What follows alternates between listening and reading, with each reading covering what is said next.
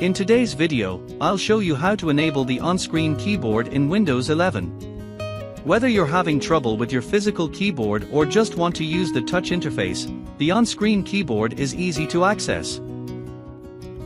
Method 1. Open Settings. Press Windows +I or click the Start menu and select Settings.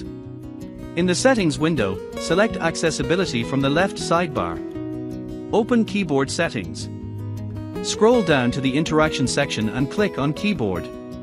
Turn on the on-screen keyboard.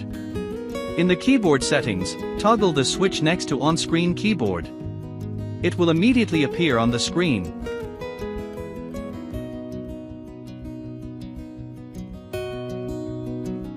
Method 2, using the Run command. Press Windows +R to open the Run dialog box. Type OSK and press Enter. The on-screen keyboard will pop up. Method 3. Using the Quick Settings menu.